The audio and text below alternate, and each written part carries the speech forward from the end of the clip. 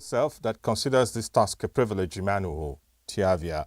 On Sports Roundup today, we are going to look at interesting fixtures in the world of football having to do with our darling Super Eagles. Of course, they took on the Benenois and the Amavubis of Rwanda. We'll look at that and the coaching situation of a national team, not forgetting other sports stories, as well as our athlete of the week and the trivia. And of course, we'll analyze fixtures of upcoming games in the MPFL and the major European leagues. To do all that with me this evening is who else but my indefatigable co-writer in the person of Xavier Ekwayabon. Xavier, welcome to Sports Roundup this evening. Thank you very much.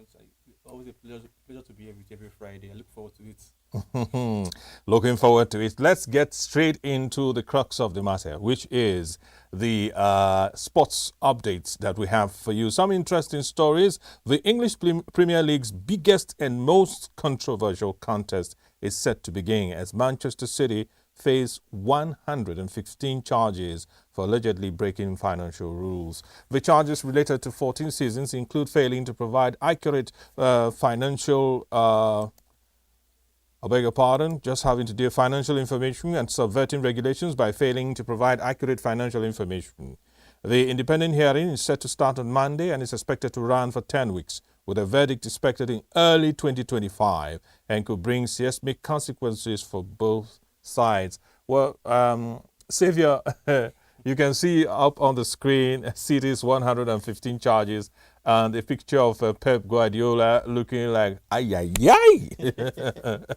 This is too much. 115 charges, and it's still, the case will run into 2025. I feel as a coach, this is one thing you don't want to be in as a coach because it will also affect you, like it or not, because you might want to say it's not your business because you're not the owner of the club, you're just a worker in the club, but still, like, the influence also comes because you go for press conference before matches, and you know those journalists are very stubborn in nature. They want to pinch out where pains you most to get something from you. So I feel like as a coach too, he has his own part to play in all this because the pressure will also be on him, whether he likes it or not. So. Okay. External factors that could affect the way the team performs. Man City are accused of the following: 54 charges for failure to provide accurate financial information from 2009 to 10 and from 2017 all the way down to 2018. 14 charges of failure to provide accurate details of player and manager payments from 2009 to 2010 and from 2017 to 2018. 5 charges of failure to comply with UEFA's rules, including financial fair play, that is FFP, from 2013 to 14 and from 2017 to 18. 7 rule breaches of Premier League's PSR, that is profit and sustainability rules, from 2015 to 2016 and from 2017 to 2018. 35 counts of failure to cooperate with the Premier League's investigations from December 2018 to February 2023. This is more or less 1 week, one trouble. They have offended several bodies across several charges, 115. More like the stubborn students in school. Well, I feel like I don't know, because this is just too atrocious to comment on, because you don't really know what their defense is at this moment and what they are really keeping to hide. So just wait until the case comes to an end. And the problem is, Xavier, if found guilty, City risk being forever associated with one of the biggest financial scandals in sport, not just football, with potential sanctions including points deductions, relegation, or even expulsion from the Premier League. Wow. Now imagine if the last 2 seasons they just deduct like 10 points from City. You know, Arsenal will be back-to-back champions. Boardroom points. What has been happening in Nigeria will happen. Well, I feel that it's too big to go away with, because I feel no matter how far you want to hide it, the same nothing can hide under the sun forever. So one day or one time you come out to the light. So I feel maybe if they are ever hiding anything, it's just left for time to tell us. Well, the outcome could have profound implications for the sport, dictating the story of this season and raising questions about the Premier League's authority and credibility. From that, let's move to a humanitarian story. Players of El Kanemi Warriors, a Nigerian Premier Football League side, are struggling due to the devastating flood in Maiduguri. Players and the club's activities. Maiduguri, which is not a riverine community, with the small river that snakes through parts of the town, overrun its banks and the entire town. I saw videos of the governor and other dignitaries boat riding through Maiduguri town, more or less like in the Niger Delta region. Yeah. Well, I feel like this situation is just too sad to bestow, because this is something I don't want praise for. And also in the sports sector right now, it's affecting the game plan and everything. But we feel that they always come out of it, and maybe the MPF also try to see how to favor them in this too. Oh well. Goalkeeper George Abine says the team cannot train. Another player, Suleiman Alabi, described the situation as very bad for fans and officials and hopes the team can recover in time for their next match against Nasarawa United. The flood caused by the overflow of the Alau Dam has displaced over 414,000 people and killed 30, with the team's match day 3 encounter next week hanging in the balance. We just pray that things get better for them. And as part of our own responsibility on Sports Roundup, please, if you live in Benue and other states that have large water bodies, rivers and tributaries of rivers, and you live within a kilometer of the banks of these water bodies, our appeal is that, as the National Meteorological Agency, NIMET, has warned, move away from these water bodies and find higher ground. I know the question is, how do we do that if we do not have options? It's better to be safe than sorry. Now, the Paralympics just ended in Paris. 2 members of Nigeria's Paralympic team have confirmed receiving full payments of camp allowances and cash rewards promised by the federal government after the 2024 Summer Paralympic Games in Paris. Sunday Odebode, president of the Paralympic Committee in Nigeria, stated that all athletes received their payments before leaving Paris, with gold medalists getting $1,500, silver medalists $1,000, and bronze medalists $500. For me, that is a pittance. The able-bodied athletes got way more than this. Yes. So and these guys were at least able to put Nigeria's name on the map. Yes. Unlike the able-bodied athletes. We even had world records in the weightlifting category. Yeah. And now you are giving, $1,500. In Naira, that translates to around almost 2.5 million Naira. But then, of course, if you are giving whatever is good for the goose is good for the gander. Well, I feel maybe this is left for the sports minister and the Ministry of Sports, because all we can do is give our own good opinion about everything, and they will take the last decision. But in this case, I feel like maybe for who that has worked hard to give a reward back to the country very well, because these people went in there with little or no hope from what happened from the first Olympics. And now they're going in there like no motivation at all, because assuming they went in there with a motivation like, okay, the people that came in here first gave us a good name, they have something to build on, but they came in here with nothing to build on, and they worked hard to give themselves their own name, and now you're just giving them quarter of what you get to the people that didn't really do well. So I feel maybe this is just us giving our own honest opinion, and left for the ministry to do their own work too. Well, as if they heard your appeal, Folashade Oluwafemi Ayo, Nigeria's para-athletes captain, has confirmed that they received payments, including additional cash rewards from the federal government, ranging from $5,000 for bronze medalists. That's additional to what was stipulated for them, $10,000 for silver medalists. Did everything in the Games Village in Paris. That's a good one. The Paralympic team won a total of 7 medals, including 2 gold, 3 silver and 2 bronze, a slight drop from the 10 medal haul at the Tokyo 2020 Games, but still a commendable performance. Indeed, it's commendable. Unfortunately, Saviour, Japan edged Nigeria 2-1 in the round of 16 at the FIFA Under-20 Women's World Cup in Colombia, ending the Falconers' journey in the tournament. Miyu Matsunaga and Maya Hijikata scored for Japan, while Olushola Sobowale's late goal was not enough to save Nigeria at the Estadio Metropolitano de Teco in Bogota. The Japanese team's electric pace and clever play was countered by Nigeria's fit fighting approach and positional play, but Japan's quality ultimately paid off.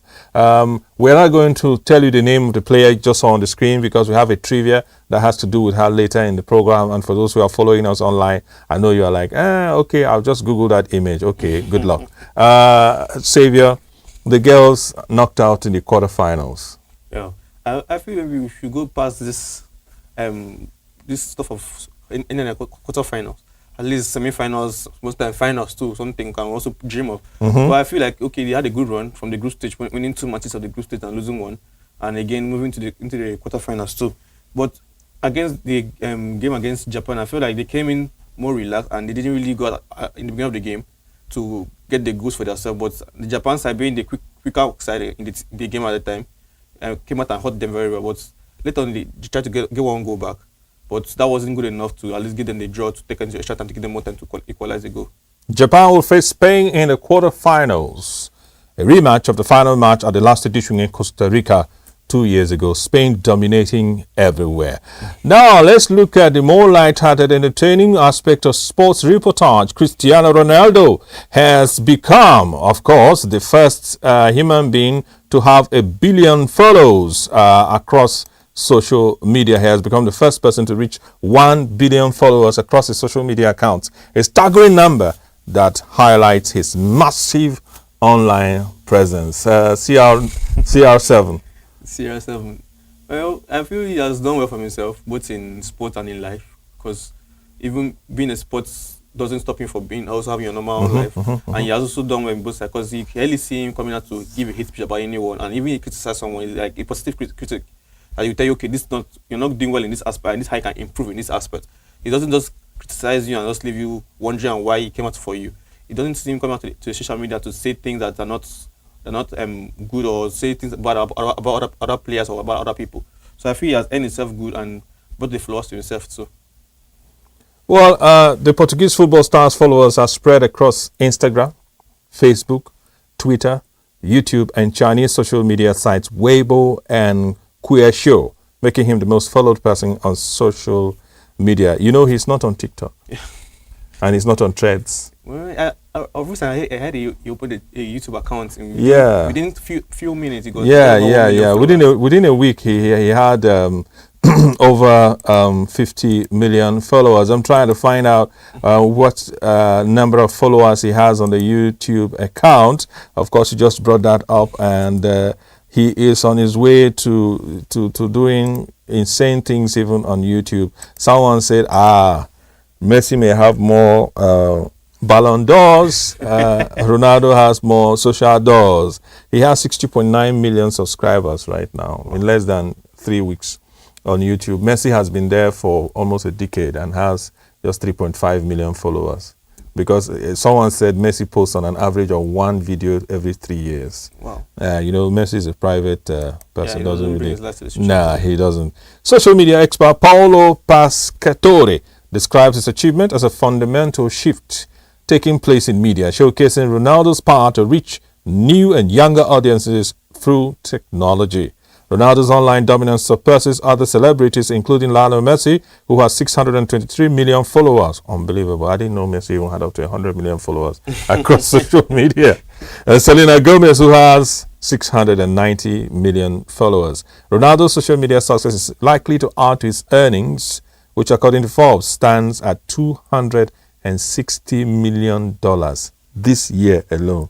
I mean, this season, beginning from October last year. So ending next October, he has already earned $260 million. Not from football. No, from football and everything. Oh, okay. Yeah, endorsements, football, and social media engagements.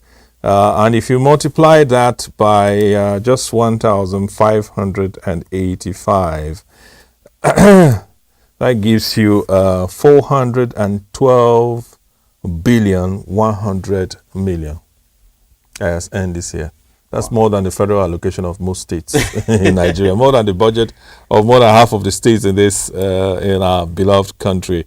That is what he's getting. He has worked hard for that, so he earned it. Yeah.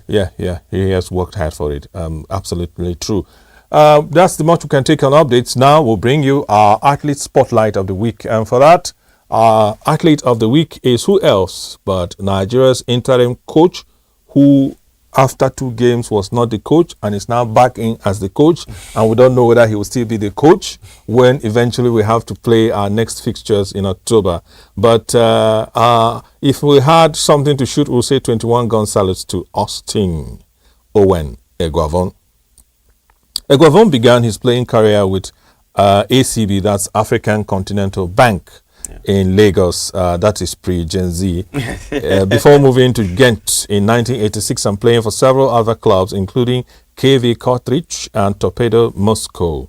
He was a member of the Nigerian national team that qualified for the country's first World Cup in 1994 and won the African Nations Cup the same year. Austin Owen Eguavoen, a Nigerian football manager and former player, has had a storied career, serving as manager of a Nigerian national team 3 different times. Maybe this time will be 3rd time lucky. Eguavoen started his coaching career with Sleima Wanderers in Malta as a player coach before moving on to manage the Nigerian national team for the first time in 2005. He led the team to a bronze medal at the 2006 Africa Cup of Nations but was sacked in April of 2006. Eguavoen has also managed several other clubs, including Black Leopards, Enyimba International, and Sunshine Stars, before being appointed technical director of the Nigerian Football Federation in 2020. In December of 2021, he was appointed interim manager of Nigeria for the 2021 Africa Cup of Nations, but returned to his role as technical director after the team's exit from the tournament. Eguavoen's extensive experience and knowledge of the game make him a respected figure in Nigerian football. We'll be talking more about Eguavoen as we look at other sports stories. But when you hear the name Austin Eguavoen, what kind of emotion does it evoke? Well, what do you think about him in general? Someone that has given loyalty to his national team, even after being sacked, and he still came back again to serve. Because most of the time, I know that people, once they are sacked from a particular place, we have served him breakfast 3 times. they really come back. But he has showed the loyalty to his nation, to his country too. Even after he came as an interim coach the first time and had a good run, and they brought in someone else, and then they called him up again, he came out to give a good performance. I feel like this is someone that knows what he wants and go out to get it. And even when you see him coaching the team in the last 2 games against Benin Republic and against Rwanda, you will see what he came out to do. Like we didn't come here to joke, and he saw the team play forward, not something like they play around the ball. They had a focus, like the ball has to move forward in which formation and how they had to do everything in sequence. Well, I feel after everything, he's also a human and he also has his own feeling, but he has the love for his country. No matter what happens, he's going to come out to represent the country. Okay, we'll go on a break, but before we do that, just like to inform you that you can follow this program on Facebook as well. iGate Radio TV, iGate Radio/TV on YouTube is iGate TV, all one word. And do not forget that you can download our app, iGate News, on Google Play Store, and watch iGate TV and listen to iGate Radio and our online TV radio, as well as read our weekly newspaper, iGate News. Do not forget that you can also visit www.agateradiotv.com and see all that we are doing right there and get the latest updates in the world of sports, politics, entertainment, and what have you. Listen to our radio, watch our TV, and so on and so forth. For now, we'll take a quick break. When we come back, we'll look at Nigeria's games in the past week and fixtures from major European leagues. Stay with us.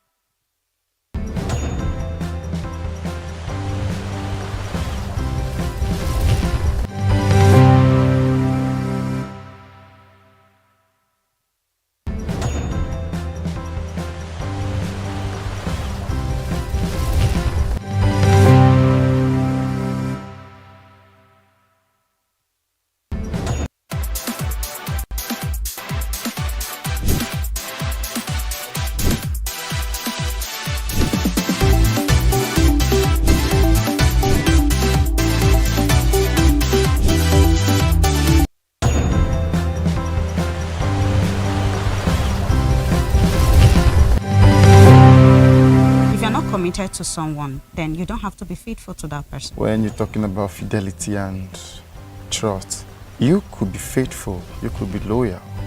And if your partner feels or perceives you are not, does that mean you are not? Appearance could make someone not be faithful. Sometimes you have a partner that don't really look at the needs, your needs. I'm talking about the financial aspect. Doesn't look at your needs, and then there's someone that sees needs. The lady in you is screaming needs. And you feel like with communication we can solve the issues of infidelity. Yes, with communication, I know that if you are communicating, you won't see need to talk to someone. Then you won't cheat on me.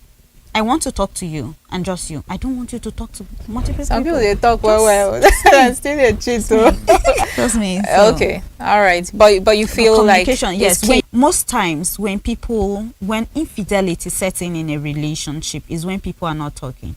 In every relationship, somebody must be taking more pain. Somebody must Really? be doing more sacrifices. Yeah. Okay. It can't be even. It can't be even. It's difficult. Maybe to be this is even. something we should talk about next time.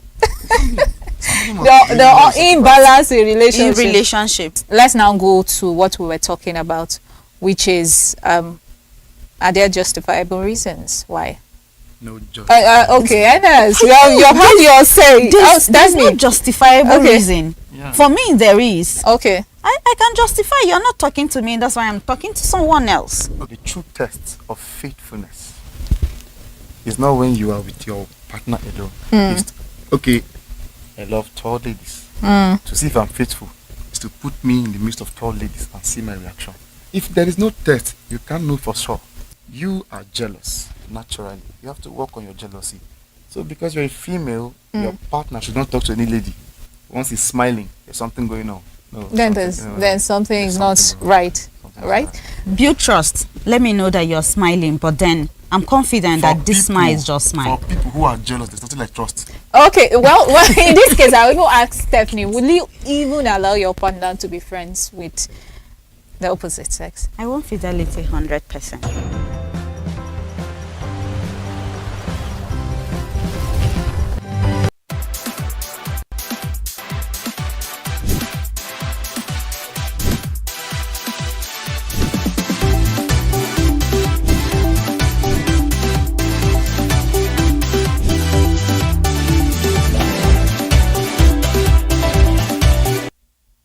Thank you so much for still being here. And I promise you that from now until the program ends, you're going to have an interesting time because we have a lot to talk about. Match of the week, Savior, as we are back from that break, Nigeria versus Benin Republic. You know, we kicked off our 2025 Africa Cup of Nations qualifying campaign with a convincing 3-0 victory over Benin Republic at the Godswill Akpabio International Stadium on Saturday, a stadium you are very familiar with. I promise. Ademola Lookman and Victor Osimhen were the stars of the show, scoring 3 goals between them to secure an emphatic victory for Nigeria. But some would say that without the goalkeepers making crucial saves, we might have had egg on our faces at the end of the day. Very well. I feel that's why we are a team, because we can't work 90 minutes without having mistakes. So everyone has to have their own input in the game.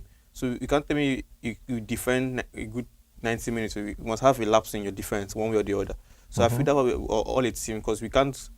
And again, going forward too, and we also have to create things and also hold the ball forward, not to put more pressure on your defenders too. But I feel in the game we came out on top as well. So I felt they gave a good performance, and no doubt the mistake came, but we had to control it too. Lookman opened the scoring in the 23rd minute, showcasing his composure and skill in front of goal before Osimhen doubled the lead with a spectacular solo effort in the 55th minute. When Osimhen was on the bench and the game was 0-0, you could see fans agitating for Osimhen I almost felt bad for Victor Boniface. It did appear like the fans were against him because his name. An offense, but rather take it as a motivation, because to be sincere, he didn't have a good game in the first half. Even into the second half, he didn't have a good game. He had chances that he could have put in at the back of the net. And lo and behold, Osimhen came in first touch, bang, so click, I felt bang. like that should be more like a motivation to him, rather than feeling bad. Like, work hard at heart. Even if you're on the bench, people also pray for you to come in to make your own impact too. The commentator lost his or should I say her, because at some point when he lost his voice, I thought it was a woman. Very high-pitched scream when Osimhen scored that second goal. It was a beautiful goal, hit the ball in a volley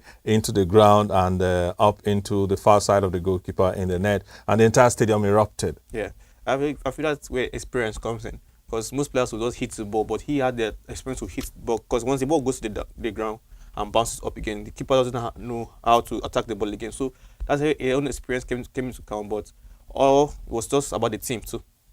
Well, Nigeria dominated the match from start to finish, with Lookman sealing the deal with his second goal in the 78th minute, ensuring a clean sheet and 3 crucial points for the Super Eagles. Now, Xavier, Nigeria Super Eagles played a rather frustrating 0-0 draw with Rwanda's Amavubi in the Africa Cup of Nations qualifiers on Tuesday, despite dominating the match.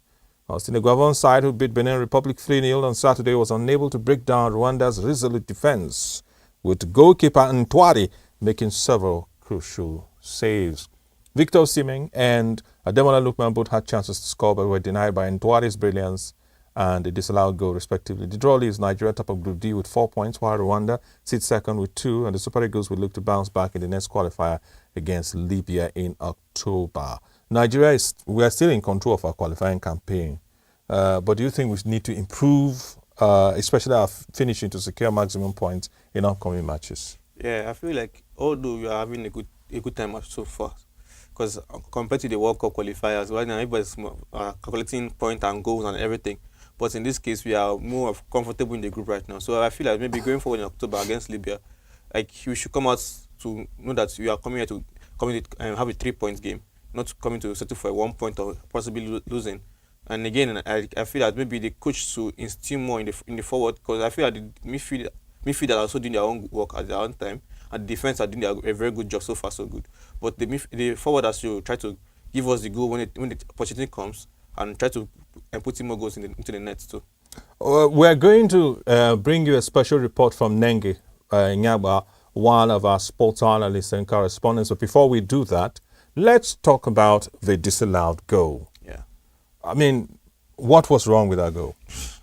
To me, they say it's a track back of foul, because it's football these days. Once a sequence happens for a goal, they have to watch back and see what happened before the goal had come in.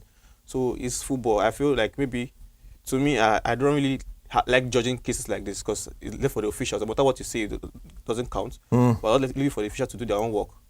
Okay, the disallowed goal was a 21st minute header from Ademola Lookman and was called back for an infringement in the box, leaving Eguavon frustrated with the referee's decision.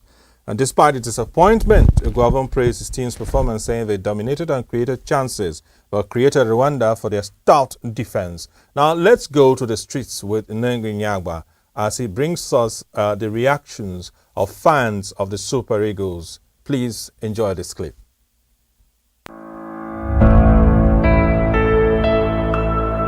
Rwanda versus Nigeria, what do you think about the match? Anyway, the boys actually did their best.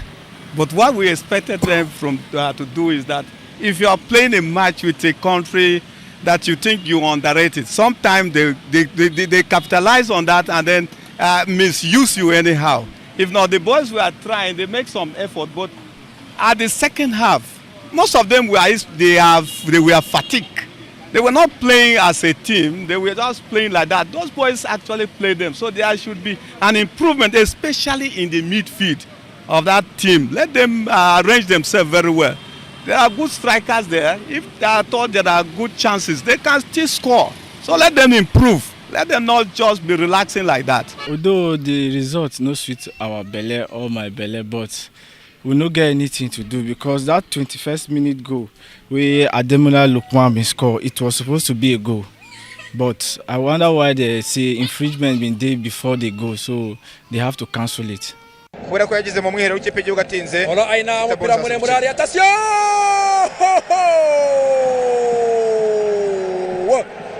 Kalimu Sabli yari yaramaze guha mu ifirimbi. Avuga ko haba ikosa bakore kuri Manzi Thierry Chibebe, umusifuzi w'umunyamaroc, ubona ko yariye karoti nyinshi ndetse n'imboga, amaso yarakora neza rantiye zirimo zirabona neza hariya, yari yamaze kumutera imboni.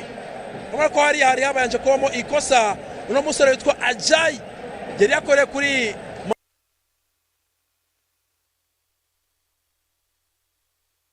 Manzitsi yari yabanje kumusunika nibyo nubwo Ademola Lookman umupira yawuteretse mu nshundura ariko Sabri Kalima akaba yari yamaze gutera imboni Ajayi ko yakoreye ikosa kuri Manzitsi. So if you see technology don't spoil a Nigerian boy again. Oh. Yes. Technology, to me, I see say technology now one of the things where they make our games they even they slow. They transparent the way it's supposed to. Was the result the best we could get, or you felt we deserved more? I felt we deserve much because Rwanda is not a good team. They are in Africa they are rated back. So Nigeria don't need to draw them. Really, my expectation for yesterday's match was very high. I expected much. Even because the kind of players Nigeria have, like, is the best player in Africa. They have the best players in Africa compared to any other country in Africa. So for them to be joined with Rwanda, come on, it's not something that Nigeria wants. So with the match, Lookman's goal, they said they cancelled it because of infringement or something. So I don't know, but Nigeria right now they can play. They touch the ball perfectly on the ground. Not their up ball. Now they can play on the ground, and it's really nice. And lastly, they need a coach. All this coming too much, going. Let's get somebody, a coach, professional coach.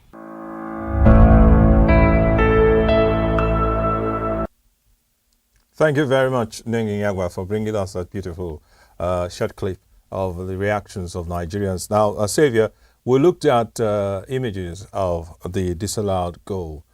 Some are saying that, of course, Calvin Bassey, was it, who jumped up for that ball? Simi Ajayi, who jumped up for the ball. There was a holding foul. I struggle to see it from the images we just saw, brought to you by Nengi and the guys in the studio helping us put things together. I didn't see any holding. Yeah, to me, I feel like maybe the referee has trying to protect the player, because to me, too, I didn't see a holding. The ball is on the air, obviously.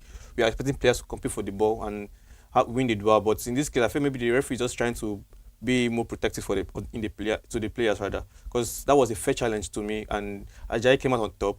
Although I felt that maybe he could say yes because his hand was over him. What confused me was when I saw the referee's whistle blow, I thought maybe there was an infringement. And then when the replays were shown, there was no infringement. And then I saw the referee signifying by holding up his hand, which is offside. That's the universal symbol for offside in world football. Even watching it right now, I'm getting more confused because at the end it seemed drawing a line for offside, and again trying to say there was. You don't get offside calls from corner kicks and throw-ins. Yes.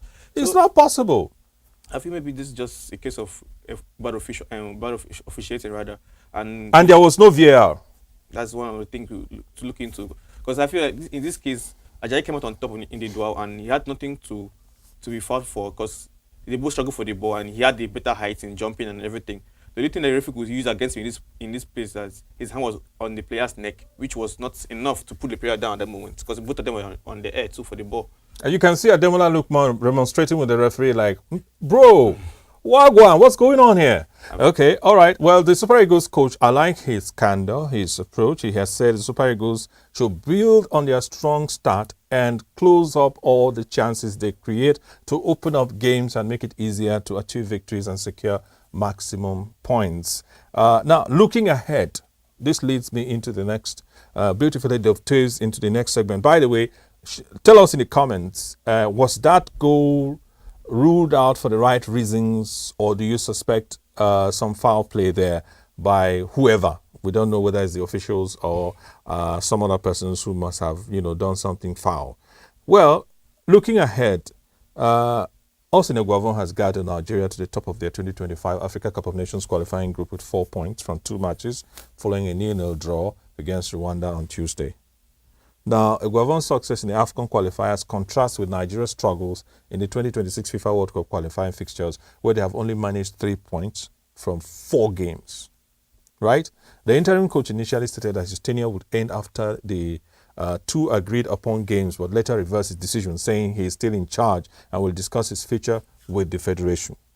Now, Eguavon's reversal suggests that the Nigerian Football Federation may not be in a hurry to appoint a foreign coach and are willing to continue with the current technical director. For you, Xavier, is Eguavon the right man? Well, so far, he has proven himself right. Well, I feel like, yeah, to me, he's the right man because I see that the players are comfortable with him, his philosophy and his policy. So you could see the way they even coming to the camp, watching some video clips where they came to the camp, they came in happy and they were ready to play for him. So I felt, and even going into the game too, you will see their performance in the game compared to the World Cup and qualifiers game where they had struggles here and there. But in this game, they came out like as if they playing the finals. They playing as if this is the last game in their life. But I feel like maybe if they can stick with this man and go forward, and they can get more good results too. All right. The Super Eagles will face Libya in their next qualifier with Eguavon still at the helm as he looks to build on the team's strong start in the AFCON qualifying campaign. So for now, he's still our coach. Yeah. Maybe his contract is a rolling contract. No, they shouldn't rush giving contracts because I noticed that when they give person contract, they go sideways. If you were Eguavon's child or brother, would you love that he is on a per second billing? He's better. Apart give us the goals. Okay, so we should even elect our politicians like that. Any day fuel price go down, leave the city. Well, let's look at the EPL. A big game is coming up, the North London derby known as the NLD, Arsenal versus Spurs. The first North London derby of the season takes place this Sunday with Tottenham Hotspur hosting Arsenal at the Tottenham Hotspur Stadium.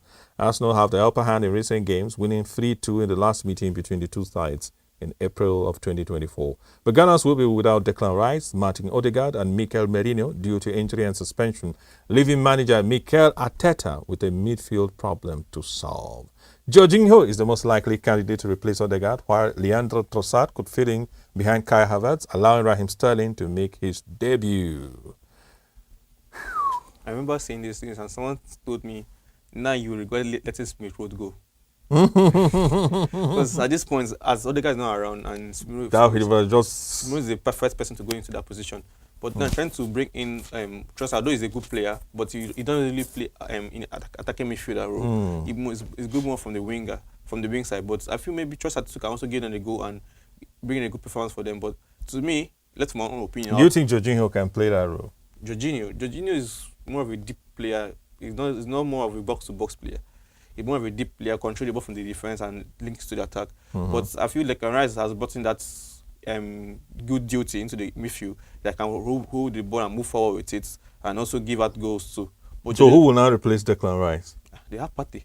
They have Partey after Partey. Well, for me, I feel in the Odegaard's place, I feel that Havertz will be a better person to come into that position. But now bringing Havertz down to the midfield, who will play the striking for you? That's a different case entirely. Okay.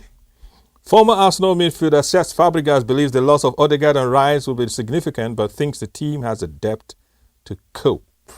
And at this point, we wish they were Chelsea. Different strokes for different folks. Well, Chelsea have the numbers, but maybe too much. Tottenham have had a mixed start to the season, but will look to attack early and take advantage of Arsenal's depleted midfield. The outcome of the game could depend on the performance of Son Heung-min and Bukayo Golden Boy Saka, who have been both key players in North London derby in recent seasons. If we ask you to give us your score predictions, what would it be? I'll say a tight 2-1 in favor of Tottenham. Because right now Tottenham, although they're having a up-hill performance, I feel that this going to this game with the upper hand, and they have people like Son in the attack that can hurt you, and they have good players going for like Richarlison and Kulusevski too, so they can come up on top in this one too. Okay, all right. Now, the good news for Arsenal, no matter what happens on Sunday, is that Arsenal manager Mikel Arteta has agreed to a new 3-year contract, ending speculation about his future at the Premier League club, according to reports on Thursday.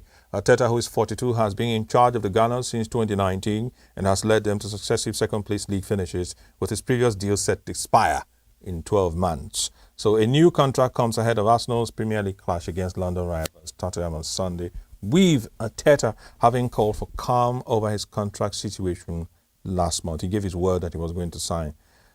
Since taking over from Unai Emery, Arteta has won silverware, including the FA Cup, and made Arsenal Premier League title challengers again, with the team currently fourth in the table after 2 rounds.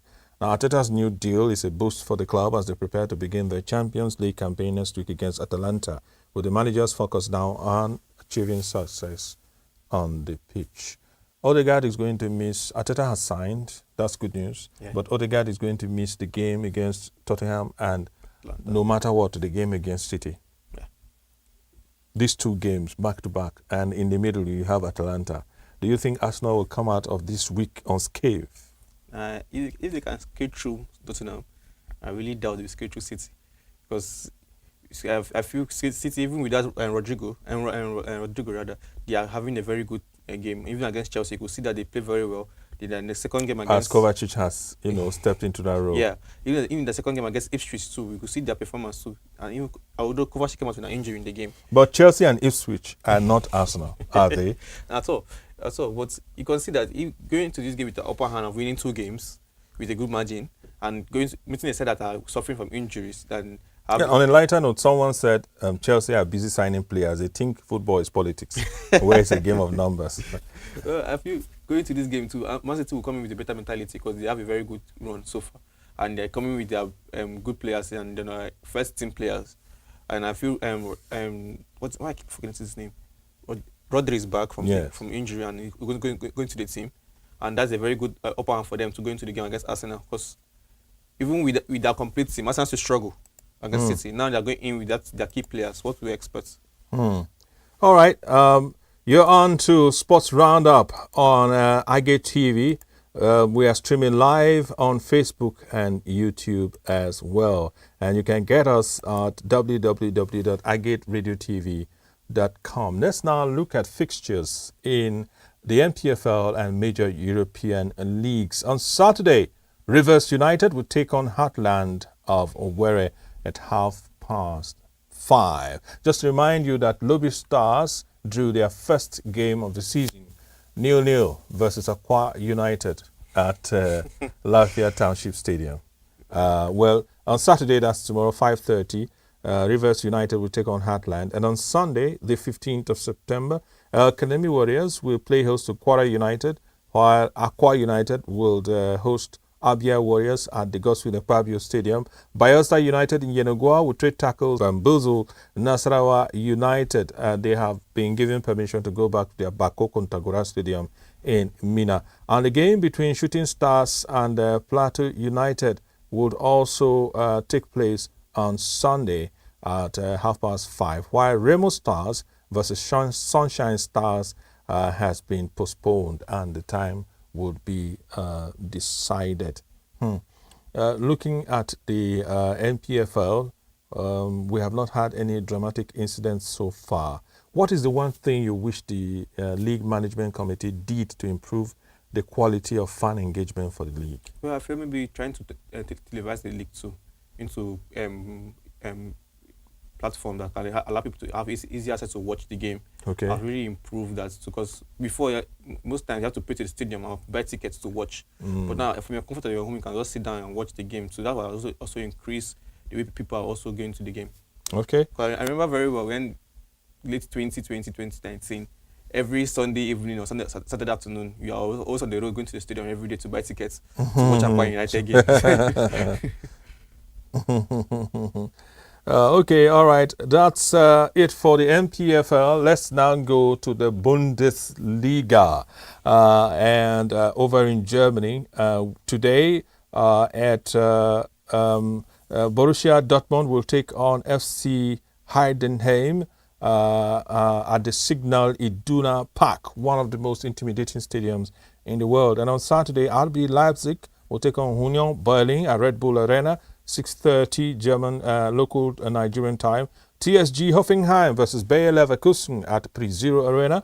SC Freiburg will trade tackles with VfL Bochum at the Europa Park Stadion. And VfL tackles with VfB Stuttgart.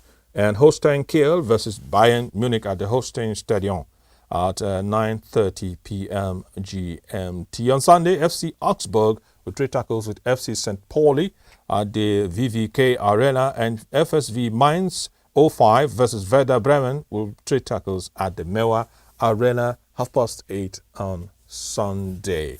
The Bundesliga is an interesting league. It's one of those leagues where you always expect one team to come out on top. It didn't work out for them last year. Yeah. Mm. Well, I feel maybe we should just say it's bad coaching, or we can't really put the blame on one Is person. Harry Kane cursed? He was at Tottenham, they won nothing. I knew you were driving me there. I knew you were driving me Carry me, go where I know. I knew you were driving me. Boss my bololo. I feel like he has had a very bad run, although it is good scoring records. With both international and club side, he's not really coming up on top. And he couldn't win the cup of the league. Even when he came here at the first season, people were thinking, okay, his first game was in the Super Cup, the German Super Cup, he could win. But Leipzig said no. And I felt just not about the club or whatever happened. I felt this is just a general issue that they had a bad season and they couldn't come out on top as they usually do. All right, let's now move on to Ligue 1 in France. And today, Saint-Etienne will play against Lille at 7:45. That game has already started over in France at Etienne.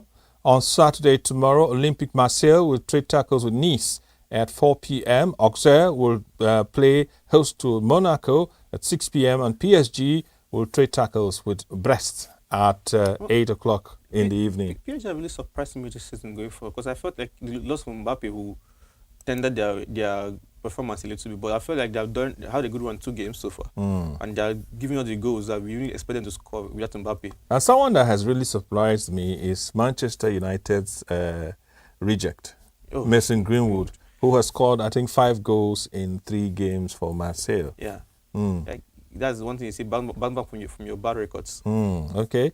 And on Sunday, Reims versus Montpellier, Nantes versus Reims, Strasbourg versus Angers, Toulouse versus Le Havre, and Lens versus Olympique Lyonnais. That's it for the fixtures for the Ligue 1 in France. Serie A, Saturday, 14th of September, Como will play versus Bologna at 2 p.m. and Poli will host the Old Lady of Turin, Juventus, at 5, and Milan will trade tackles with Venezia at 7:45 in the evening. On Sunday, Genoa versus Roma, 11:30 kickoff time in the morning. Atalanta versus Fiorentina, Torino versus Lecce at 2 p.m. Cagliari versus Napoli at 5, and Monza versus Internazionale, popularly known as Inter FC, at 7:45. On Monday, Parma will play host to Udinese at 5:30, and Lazio versus Hellas Verona at 7:45. That's it for Serie A. Osimhen is not going to be in the Serie A. Would that diminish interest from Nigerians towards the Italian Serie A? You see, Chukwueze there. Okay, all right. Well, thank you for reminding me. In La Liga on Friday today, Real Betis will trade tackles with Leganes shortly at 8 p.m. in a short while. Tomorrow, Saturday, Espanyol versus Deportivo Alaves is 3:15. Sevilla versus Getafe kicks off at 5:30. Real Sociedad versus Real Madrid kicks off at 8 o'clock. On Sunday, the 15th of September, Celta Vigo versus Real Valladolid. Girona versus Barcelona at 3:15. Las Palmas versus Athletic Club at 5:30. Atletico Madrid versus Valencia is at 8 p.m. Sunday night.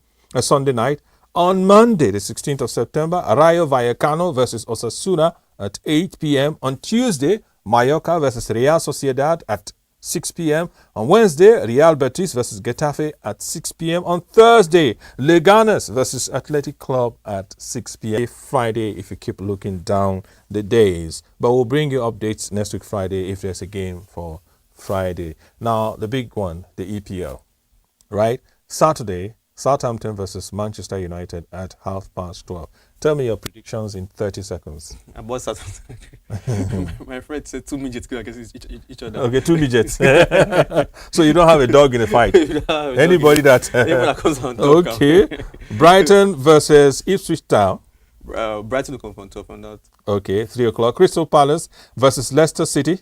I feel Leicester City are having a struggle beginning so far, but Crystal Palace have with the draw against Chelsea, they should come out on top on this one too. Please, so don't judge your ticket according to what you say. Don't say I got these tips from Highgate TV. We're not professional predictors for betting slips. Fulham versus West Ham United at 3 o'clock. That's another struggle to say, but I'll say West Ham.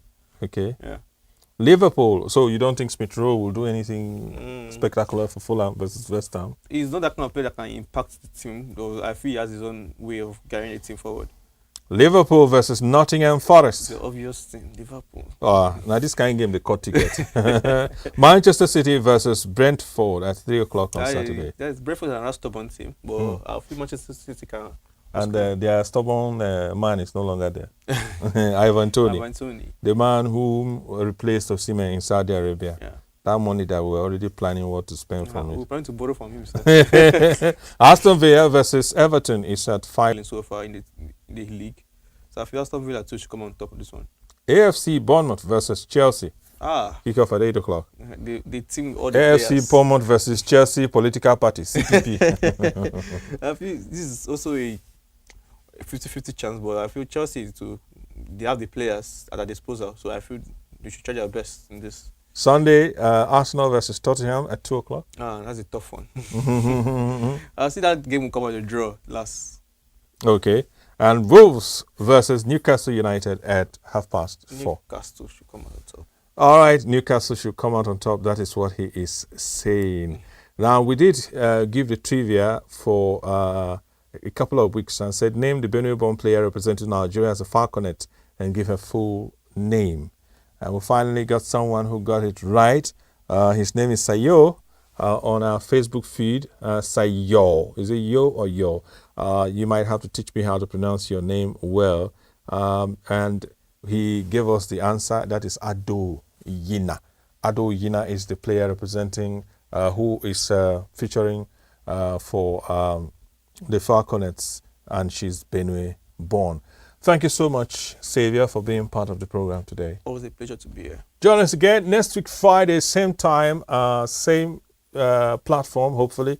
And, of course, we'll be bringing you more comings and goings from the world of sports. You come for the sports stories and you stay for the interaction. My name is Emmanuel Tiavia. Good evening.